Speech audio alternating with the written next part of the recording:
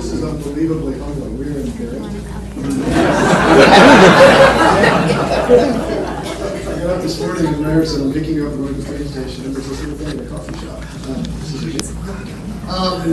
So thank you so much, the whole House Committee for pulling us together. I realize how hard people are working, and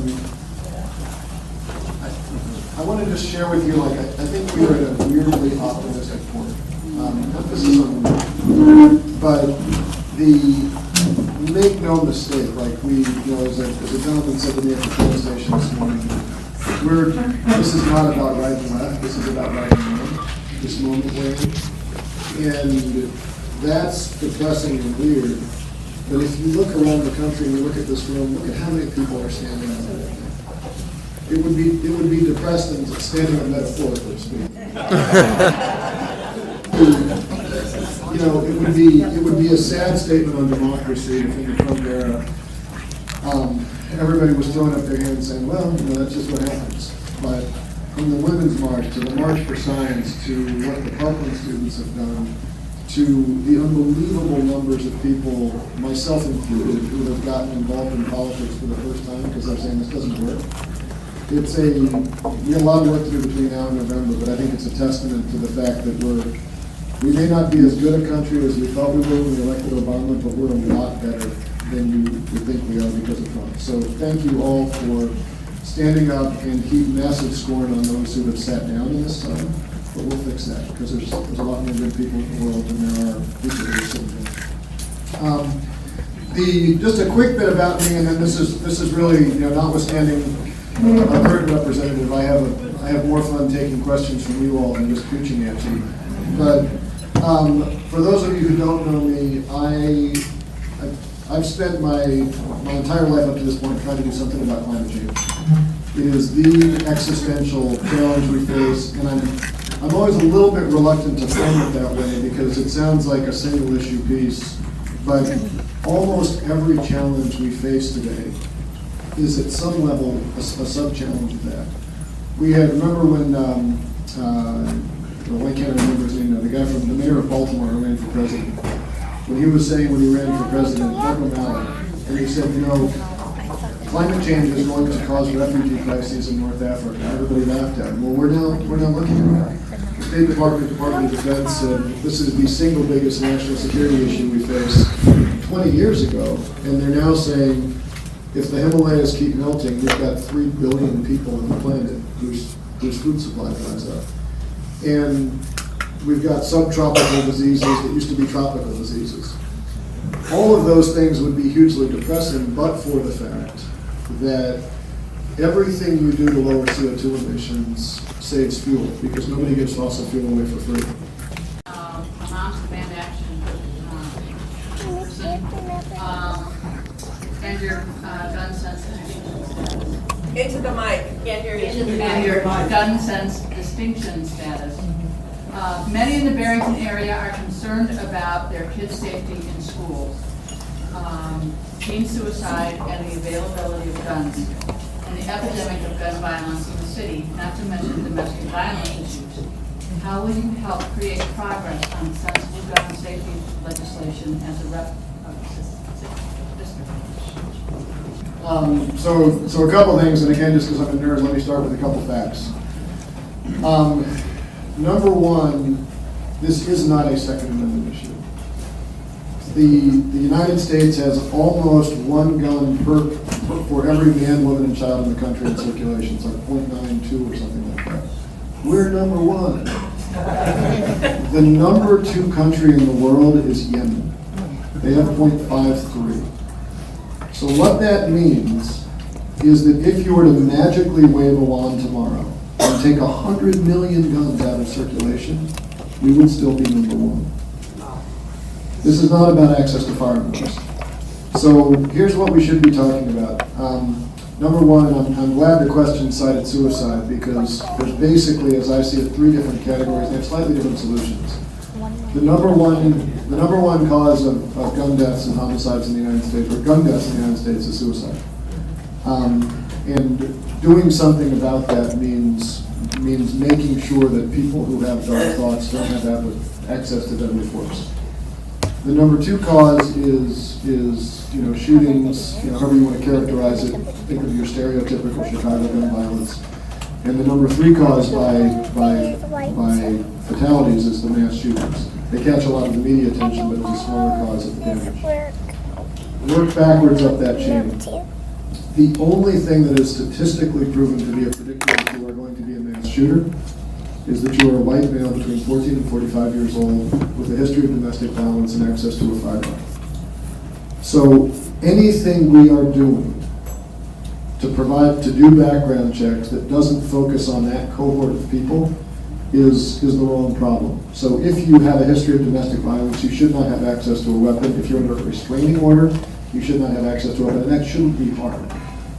By the way, I'm 46, so you can trust me.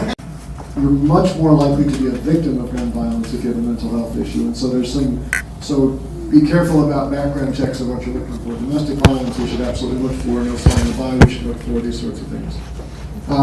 With respect to that middle category, a friend of mine who's she runs the Chicago Crime Lab, and I was asking her what in their data, why is it that Chicago is not doing what New York and LA are doing and seeing a decline in gun violence? What's Chicago doing wrong? And she said the data is actually really easy, and Chicago is actually not unique in seeing the spike of gun crime. St. Louis is also pretty bad. Detroit is also pretty bad. She said the thing that makes Chicago unique from New York and LA is that New York and LA are not driving distance to Indiana. And so there's this whole suite of issues around what we do around gun access. And the way that I think we solve that, and Obama first talked about this, I'd love to see a push to do it nationally, is to regulate guns the same way we regulate cars. Because if my 14-year-old daughter took my car out tomorrow and crashed into the neighbor's garage, there's no question who'd be liable for that, right? But if you buy a gun in Indiana, flip it to somebody in Chicago who then commits a crime with it, there's no recourse to the person who started the chain, right? And so I think if we said let's require everybody to license, register, and insure their firearms, and if a gun shows up in a sewer in Chicago, you look at the number on the gun and say, yeah, you bought the gun, you're on the hook for this. You wouldn't in any way penalize responsible gun owners, but you create sort of a culture of accountability that we're already used to for lots of other things that we learn. So I think getting those things fixed, and the piece of somewhat optimism I'd share with you, on almost every policy that we know we should do, from assault weapons bans to background checks to no fly, no buy, straw buyers, red flag laws, all of these things are supported by overwhelming majorities. Republicans, Democrats, gun owners, non-gun owners, red states, blue states. None of them are getting to the floor for a vote. And that's basically the gun lobby influence. And what's optimistic about this is if you look 15, 20 years ago, the gun lobby gave money pretty ecumenically in Washington. As of right now, 95% of their contributions go into public funding. And so all you really need is a flip of control to make sure that these votes come to the floor. Where people now have to vote in the interest of their constituents. And I don't want to be Pollyannish about this, but I think we've got a potential, for a lot of other background reasons, to start to make the kind of reforms we have to make.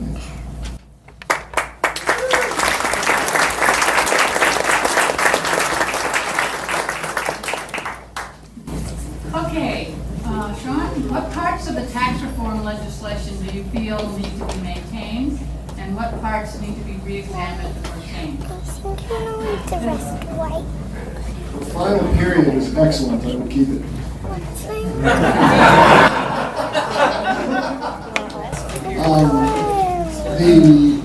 Look, if you roll back the clock 9 months ago, who in their right mind said of all the challenges we face, tax reform is number one? Right? It's a terrible bill. That's not to say that our tax code is perfect by any stretch, but to my mind, there's a couple things that I think you could make a case that we could do a better job at incentivizing everything that I just said. That should be goal number one. Goal number two is when we live in an era where wealth inequality is expanding to, bordering on unprecedented levels, and certainly at levels that historically have not had happy outcomes socially. The tax code should be an agent of reducing wealth inequality, not accelerating it. And so I don't just mean that as a joke that the final period is the only part that worked. Prior to the tax code being passed, corporate profits were at an all-time high relative to GDP. Corporate cash reserves were at all-time highs. Wages were at near all-time lows relative to GDP. And all of those things, you can imagine a tax code changing. But when people started talking about the tax code, it was being chopped around saying, well, 83% of the gain is going to go to corporates in the top 1%. You had people like me, but also people like the CEO of PepsiCo saying, this is a massively regressive bill, because when you're sitting on piles of cash, I can tell you this from my own experience, if you have a lot of cash, your investors say, give me some of your cash. When all of a sudden you get more cash, you give it to them. And so the idea that anybody thought giving corporates more cash would lead to investment when you're sitting on piles of cash and not investing isn't true.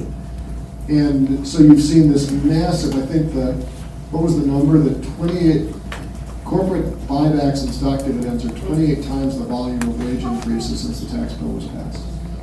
And if you want to get really, really angry, follow the numbers. 83% of tax bill is corporates, the top 1%. 35% of U.S. equities are owned by foreigners. You all in this room are the beneficiary of 17% of that tax cut. And 35% of 83%, 24% went out of the country. So more of the benefits of this tax cut left the country than stayed in. And oh, by the way, we just increased our borrowing by 84%. So now we are also throwing money at China, who's financing basically a wealth transfer out of the country. So it fails every test of what the tax code ought to be doing. And like I said, I can imagine a lot of things with target investments. I'd love to see, more incentives on the depreciation side. I would frankly love to see, and back in the days when I did some advocacy for a clean energy group. Byron Dorgan, who was the senator from North Carolina, total gentleman. I was trying to get him to sponsor a tax credit for clean energy bills, and in this very classy way, he pushed the paper across the desk where I couldn't see it, and he couldn't see it. He said, "Are you asking for this because it's what you think is ideal, or because it's what you think is possible?" And I said, "Oh, no, it's not ideal. It's just what I think is possible." And he said, "All right, what do you think is ideal?" And I said, "Look, what I'd frankly like to see is that businesses like ours that are investing in infrastructure, we've got tons of depreciation, we're borrowing money through interest, we don't pay a lot of taxes. Tax credits are kind of a pain in the butt. I think we'd be vastly better served to say if something is actually worth doing and the government thinks it's worth spending $50, $100 million on it, I think we'd be better off doing it with a revenue grant than a tax code so that it can actually be more efficiently used in society." It's a whole interesting conversation that goes beyond the tax code. But we should be investing in growth because it's how we've succeeded. But giving money, sending money out of the country isn't investing in growth. It's just a wealth transfer.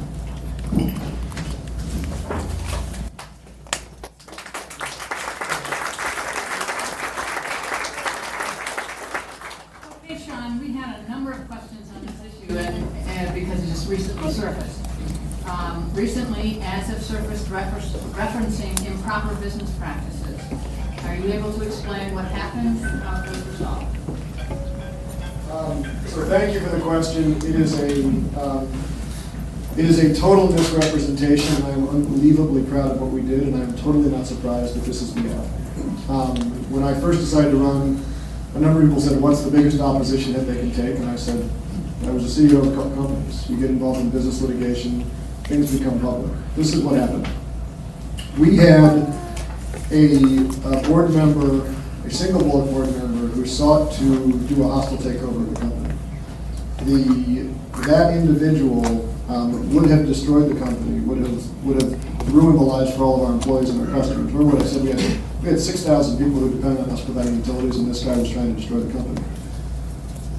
The company directed me as CEO through the majority of the board. He didn't vote in favor to sue him, so we did.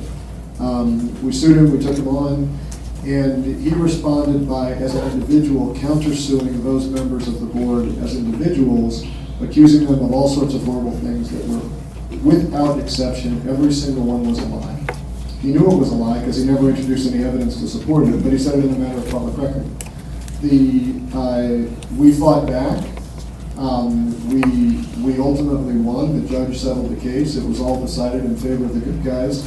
We sold the company in no small part because that litigation got us to a point where we needed to shift the company to a point where you didn't have these board disputes. It's really hard to run a company when you've got that level of board disputes. So it wasn't entirely volitional when we sold, but that was the driver behind it. So the reason I'm not surprised by this is because Donald Trump is 37% popular in this district and Peter Roskam is 25% popular. If you have nothing to run on, your only path to success is to lie. And so he's going to go through and hit, but the challenge that I put to Roskam is when I got faced with a bully, I stood up and I beat him down. If Roskam had a spine, he'd do the same thing, because I can name a bully who needs a beat down.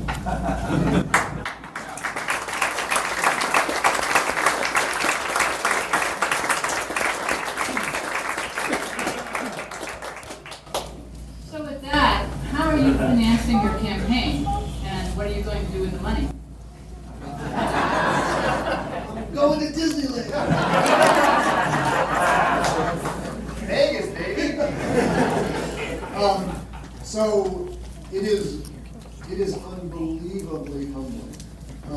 And let me realize that the Democratic Party is who we are. Roe told me that in his first election, he got 3,000 people to contribute to his campaign. It's a big deal, right? We're at $75,000 right now.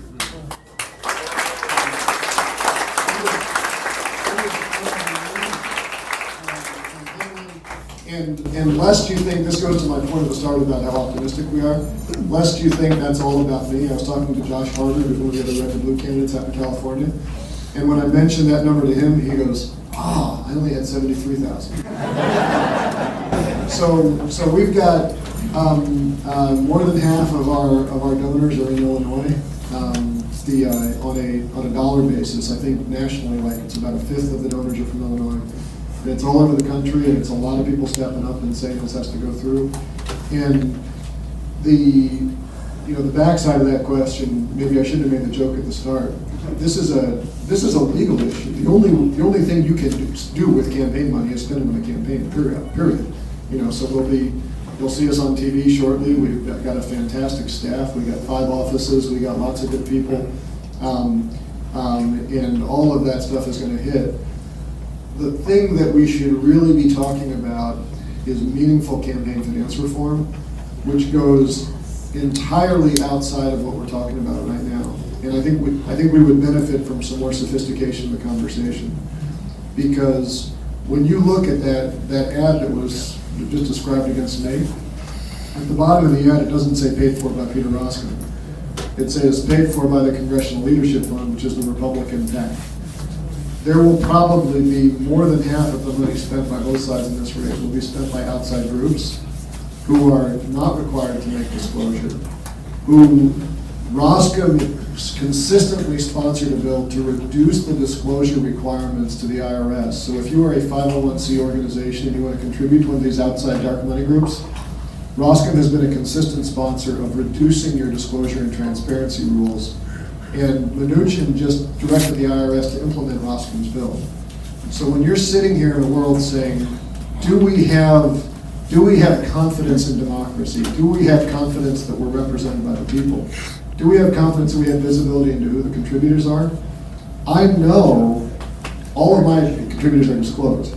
Everybody who's contributed to Peter Roskam is disclosed. You can go and you can look at FEC files and you can find out that half it comes from corporate PACs. You can find out that he took $32,000 from the NRA. You can find out that he took close to $500,000 from ExxonMobil. And you can draw conclusions about whether or not he has sold himself out. What you cannot do, in part thanks to him, is find out who's paying for the ads that are attacking me. And that has to be fixed, and that's the part that is going to fund, and there's no controls on it. It's Wild West right now. I can't control it. I can't even talk about who's getting it because it would be illegal for me to talk about it, and it all sort of drops in, and sunlight remains the disinfectant, and we need to push hard for people who are going to be agents of disinfection.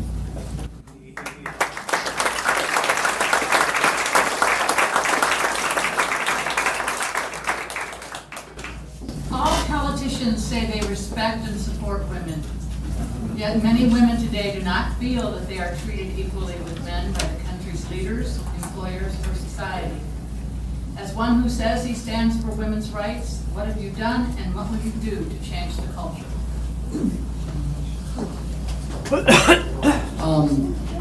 So let me first put a request out to you all.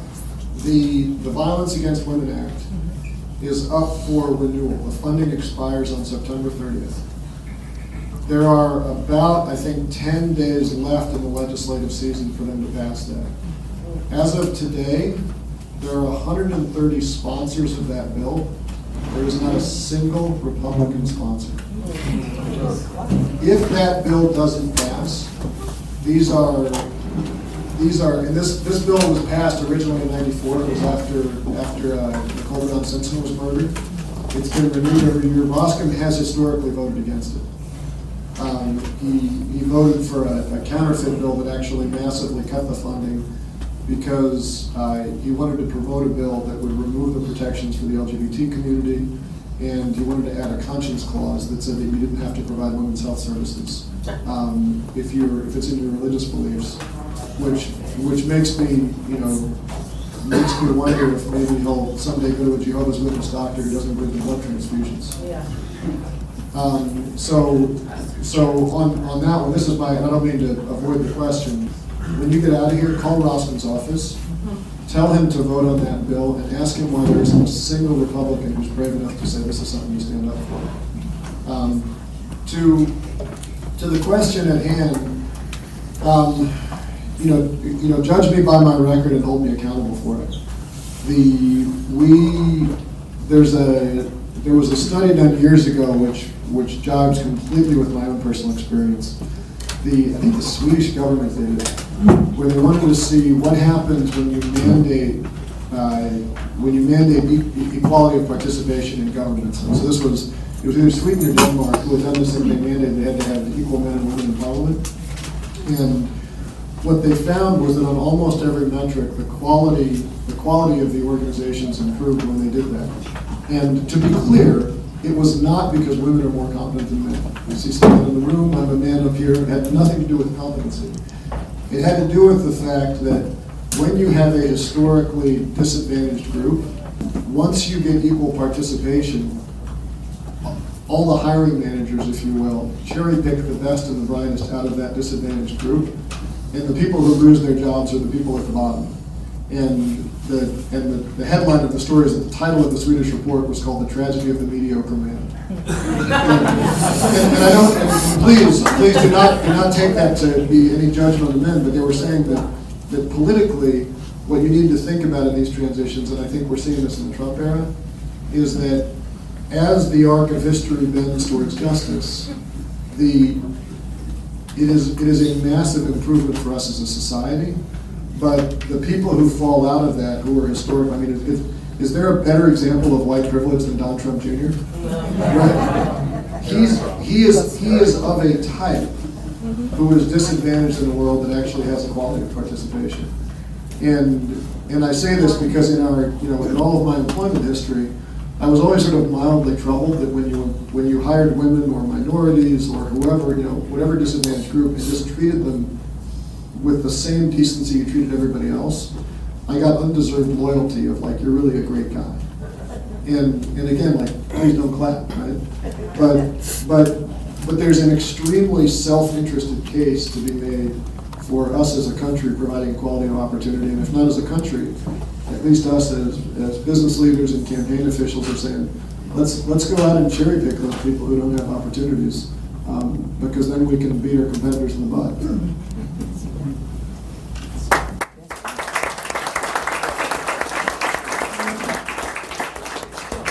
So with that said, what is your stand on abortion? 100% pro-choice in every circumstance.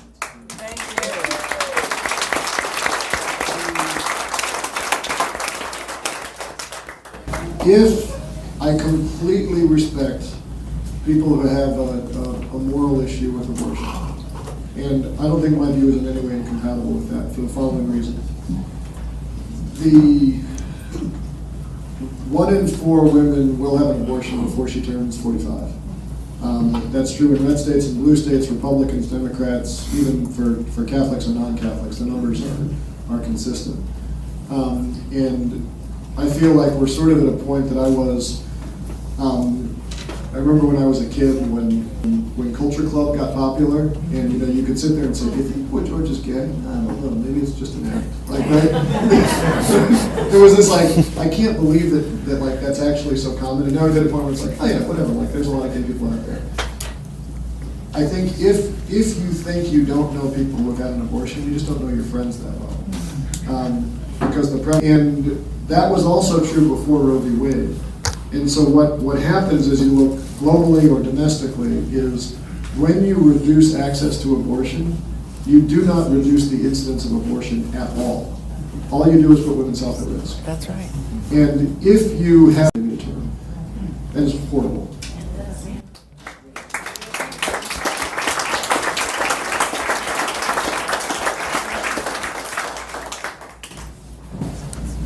Okay, what are your thoughts on how to protect Social Security and Medicare?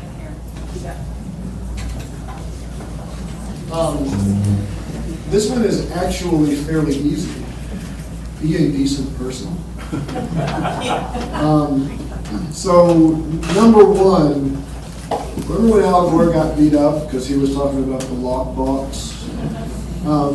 That was a legit issue he was talking about, because he was saying, we've got the Social Security Trust Fund, you should not be allowed to raid it, and yet this is sort of like the Illinois pension situation, right? You had people raiding these pockets that were there to fund other short-term issues, and we've created a solvency issue that shouldn't be there. Now, that doesn't mean as I said at the start, you got to deal with the facts as they lay, not the facts as you want them to be. But if you elect decent people who don't raid these things, you're better off. The second sort of easy piece is that Social Security at its core is a inherently progressive policy funded by an inherently regressive tax. Because since the FICA withholding is only on the first $128,000, the wealthier you are, the less you contribute, proportionally. And so if you just took off the cap on contributions, you'd largely solve the crisis which was created by leaving the lockbox. And so that should be fairly easy. Now let me get to the hard point here, because there's a hard part. Well, let me just, on Medicare is there's FICA funding for Medicare, but I think when you look at the fact that the U.S. spends almost $10,000 per capita on health care, and every country with universal health care spends $7,000 or less, if we got to a universal health care system, there's no reason to believe that we couldn't probably take something on the order of $1 trillion per year of health expense out of the system. And so when you're looking at Medicare or Medicaid or private insurance markets, there's a legitimate issue. How do you make sure that those savings accrue to the people who should benefit from it? But we should be able to address Medicare not just with the FICA caps, but also with going to a universal health care system that costs less to fund.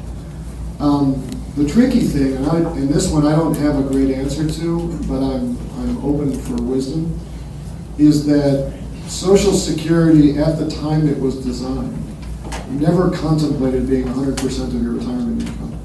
Right? It was the famous three-legged stool, right? You have a pension from your employer, you have whatever wealth you've accumulated in your life, and you have Social Security. As we have shifted from defined benefit to defined contribution pension plans, as we've exaggerated this wealth inequality and left a lot of people where they don't have that nest egg anymore, if you completely fix Social Security, for a lot of folks, you've got one leg of a three-legged stool, right? And I don't have a great solution for that, other than I think that we ought to at least acknowledge that if you agree with the principles that Social Security set out to do when you were to create that system today, you would probably create a much more generous system than what we have. Because the sort of sense of noblesse oblige that used to drive corporate America isn't there anymore. And I think, speaking as an employer, I don't think you can bring it back, because we gave our employees 401ks, but I can't imagine that I ever could have run a company that gave fixed guaranteed pensions. We wouldn't have stayed competitive. And so I don't know how you get that genie back in the bottle, but I think there's a larger conversation we should be having about that, and I don't have a great answer to it.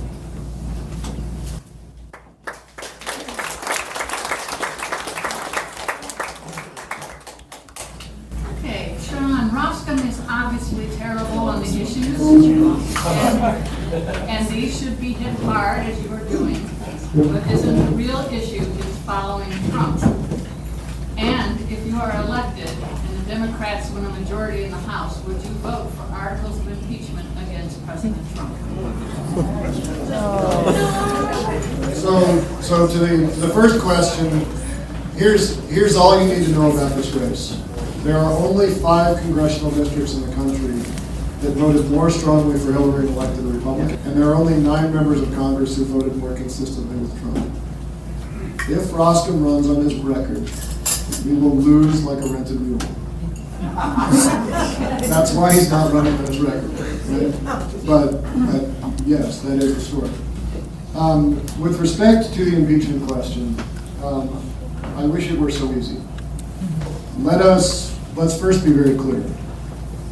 What Trump has publicly admitted to sexually is worse than anything that Bill Clinton was ever impeached for. What Trump has admitted to from an obstruction of justice perspective is worse than what Nixon was almost impeached for before he stepped down. The problem is that there isn't a legal definition of impeachment. It's a political question. And bear in mind that impeachment accomplishes nothing unless it's followed by removal in the Senate. And this goes back to, I don't think there's any question but that every day Trump is in office is a cheapening of American democracy, is a coarsening of our conversation, is an undoing of proportional representation. The sooner he is out of office, the better. But if you impeach and the Senate doesn't remove, you have now metastasized the cancer that is Donald Trump, because you don't get to impeach again. And you potentially put the 2020 election at risk because of how much it gums things up. And this is why I said at the start that my challenge to you all is to work to get up and down the ballot wins for Democrats, because what would have to happen, and don't answer this question, but just think in your own head. Assume that you've got about the same split in the Senate. Maybe you've got a slight 1-vote majority, but you need 2/3 of the Senate to vote to remove. What would have to happen for 11, 12, 13 Republican senators to stand up for what's right rather than to fall in line behind the party? I have no idea what the answer to that question is. And as long as that's the case, I think you got to be really careful about pulling that genie out of the bottle.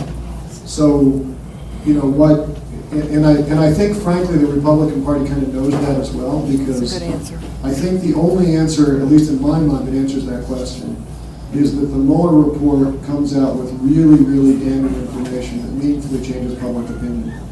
And it is nothing but cowardice and a complete lack of patriotism for anyone to attack Mueller, because the logic of that is basically to provide political cover to do nothing.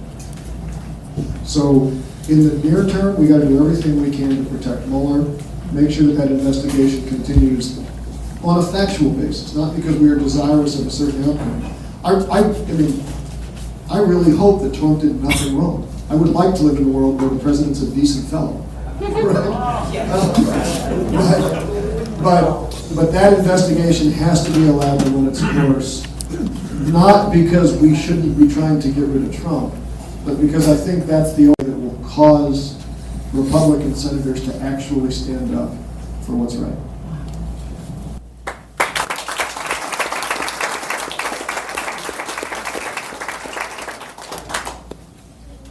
Only a couple more. You seem to be a successful businessman who can probably buy another business or find a good job with an excellent salary. Why are you spending so much time and money, Congressman?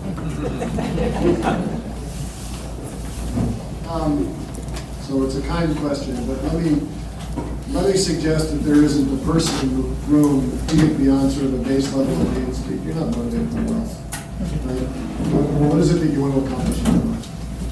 And I've had not as much fortune as some, more than most, but there's things that when I die, I'd like my tombstone to say I did something meaningful about climate change. But I made some kind of a difference, and I left a better planet for my kids than the one I got from my parents. And not just on climate change, but I mean, we all sort of have that kind of epitaph, right? And I got, I took a company and I said, this is what I want to achieve in my life. We got it to here, and then we sold it. And I'm sitting there saying, what's the next thing that I can do? Because this is still what I want to get done. And my good friend Katie McGinty, who she was the head of the Council of Environmental Quality in the Clinton White House, narrowly lost the Senate race in Pennsylvania in 2016. When I was talking with her after we'd sold them, I said, there's a certain frustration of, I could go back and start another company, I could do something else, but I'm going back down here and I still want to do this. And Katie said, I'm not going to encourage you to run for office, but I will tell you that if you have something you want to accomplish in your life, there is no better job in the world than being a member of the U.S. Congress, because the levers you can pull and the impacts you can make are huge. And she said, the reason I don't encourage anybody to run is that if you want credit for what you accomplish in your life, there's no worse job.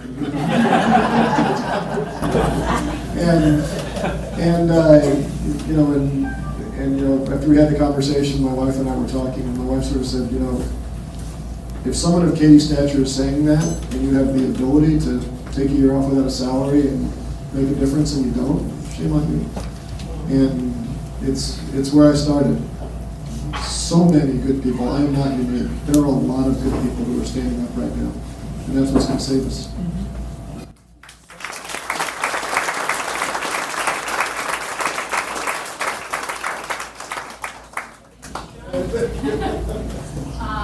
On behalf of everyone here, and on behalf of all of the hosts, I'd like to really thank you for coming. I'd really like to thank Sean for coming here. And wow, this is amazing. If we continue to do this for the next 60, 70 days, to bring people together who hear the message that Sean has to give in this district in a way that we've never had the opportunity before, we have a real shot at this. So thank you for coming. This is So just again, we want to make sure that we get everybody thanked to put this together. Mike and Peggy Graves, just stand up or wave your hands. Thank you. Thank you. Laura and Jamie and all Rose. The one, the only, the legendary Stephanie Mance. Susan Lawrence, Julie Simon, Ben Stokes, Tim Walsh,